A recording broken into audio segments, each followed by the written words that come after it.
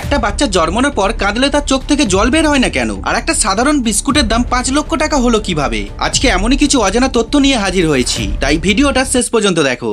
Number 1, প্লেনের জানালাগুলো সবসময় rounded হয় কেন? এর পিছনে আসল কারণটা কি? আর এগুলো যদি চৌকো হতো তাহলে কি হতো? তো দেখো, প্রথম দিকে প্লেনের জানালাগুলো চৌকোই বানানো হতো, কিন্তু এর ফলে প্লেনে ক্র্যাক দেখা দিত, কারণ কোনো চৌকো জিনিসের উপর চাপ পড়লে তার কোনাগুলোতেই সব থেকে বেশি প্রেসার পড়ে, ফলে হয় কোনাগুলো ভেঙে যায়, নয়তো যেখানে সেগুলো আটকানো থাকে সেই অংশ ড্যামেজ হয়। ঠিক এই একই জিনিস প্লেনের ক্ষেত্রেও ঘটছিল, কারণ প্লেন আকাশে উড়ে যাওয়ার পর জানালার কোনাগুলোতে অনেক বেশি প্রেসার পড়তো আর সেগুলো ভেঙে যেত, ফলে দুর্ঘটনাও ঘটতো। তাই ইঞ্জিনিয়াররা বুদ্ধি খাটিয়ে প্লেনের জানালাগুলোকে রাউন্ডেড বানিয়ে দেয়, যাতে চাপ আরো সমানভাবে ছড়িয়ে পড়ে। নাম্বার 2, আচ্ছা বেশি সোনা কোথায় পাওয়া যাবে? 1 টন সোনার খনি থেকে বের হওয়া পাথরে, নাকি 1 টন পুরানো ফোন থেকে? যদি তুমি সোনার খনি ভেবে থাকো তাহলে তুমি ভুল ভাবছো। আসলে প্রতিটা স্মার্টফোনের মধ্যে ছোট ছোট সার্কিটে খুবই অল্প পরিমাণে সোনার ব্যবহার করা হয়, কারণ গোল্ড বিদ্যুতের খুবই ভালো কন্ডাক্টর এবং সহজেই ক্ষয় হয় না। তাই 1 টন গোল্ড অর থেকে সাধারণত মাত্র 4 থেকে 10 গ্রাম সোনা পাওয়া যায়, কিন্তু 1 টন পুরানো মোবাইল ফোন রিসাইকেল করলে 200 থেকে 300 গ্রাম পর্যন্ত গোল্ড রিকভার করা যেতে পারে।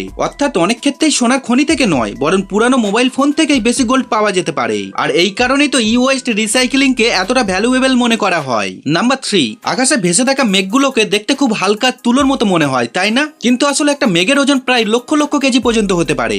এখন প্রশ্ন হলো, এত ওজন হওয়ার পরেও এই মেঘগুলো আকাশে ভেসে বেড়ায় কিভাবে? তো দেখো, মেঘের জল এক জায়গাতে জমে থাকে না, বরং সেটা ছোট ছোট জলের ফোঁটা এবং বরফের কোনার আকারে বাতাসের মধ্যে ছড়িয়ে থাকে। আর এই ছোট ছোট জলের ফোঁটা ও বরফের কোনাগুলো বাতাসের ঊর্ধ্বমুখী প্রবাহ অনেকটা সময় ধরে ওপরে ভাসিয়ে রাখে। কিন্তু যখন সেই জলের ফোঁটা বা বরফের কোনাগুলো অনেক বেশি বড় আর ভারী হয়ে যায়, তখন বাতাস সেগুলোকে আর ভাসিয়ে রাখতে পারে না, আর তখনই সেগুলো বৃষ্টি বা তুষার হয়ে নিচে পড়তে শুরু করে। নাম্বার 4, আচ্ছা যদি একটা সাধারণ বিস্কুটের দাম হঠাৎ করে 5 লক্ষ টাকা হয়ে যায় তাহলে কেমন হবে? শুনতে অবিশ্বাস্য লাগলেও এমনই একটা ঘটনা ঘটেছিল 2020 সালে। আসলে সেই সময় ফ্যাশন ব্র্যান্ড সুপ্রিম ওরিওর সাথে কলাপ করেছিল, যেটা কেউ আশাই করেনি। সবাই ভেবেছিল হয়তো কেউ মজা করছে, কিন্তু কয়েকদিন পর মার্কেটে এলো লাল রঙের ওরিও, যেটা টেস্ট একদমই নরমাল, ক্রিমও ছিল একদম সাধারণ, শুধু বিস্কুটের ওপর ছিল সুপ্রিমের লোগো। কিন্তু লঞ্চ হওয়ার সাথে সাথে সব প্যাকেট ঝড়ের গতিতে বিক্রি হয়ে গেল, আর তারপরেই শুরু হলো আসল খেলা। তুমি ভাবতেও পারবে না যে রিসেল ওয়েবসাইটে এক প্যাকেটের দাম 20 থেকে 50,000 টাকা পর্যন্ত পৌঁছে গেল, আর কিছু কিছু জায়গাতে তো প্রায় 5 লক্ষ টাকা পর্যন্ত দাম উঠতে শুরু করলো। আর সব থেকে মজার ব্যাপার হলো, যে বিস্কুটটা খাওয়ার কথা ছিল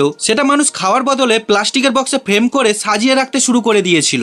নাম্বার 5, একটা বাচ্চা জন্মানোর পর কাঁদলে তার চোখ থেকে এক ফোঁটা জল বের হয় না কেন? তো দেখো, বাচ্চা জন্মের সময় তার চোখের টিয়ার গ্ল্যান্ড বা জল তৈরি করা গ্রন্থিগুলো পুরোপুরি তৈরি থাকে না, তাই বাচ্চা যখন কাঁদে তখন সে জোরে জোরে শব্দ করে এবং মুখ দিয়ে শুধু কান্নার ভাব দেখায়, কিন্তু চোখ দিয়ে এক ফোঁটাও জল বের হয় না। তবে সময়ের সাথে সাথে বাচ্চার চোখে জল তৈরি করা গ্রন্থিগুলো ধীরে ধীরে তৈরি হয়ে যায়, আর কয়েক সপ্তাহ বা কয়েক মাস পর যখন বাচ্চা কাঁদে তখন তার চোখ থেকেও জল বের হতে শুরু করে। তো বন্ধুরা, আজকে কোন তথ্যটা জেনে সব থেকে বেশি অবাক হলে ভিডিওতে লাইক দিয়ে কমেন্ট করে জানাও।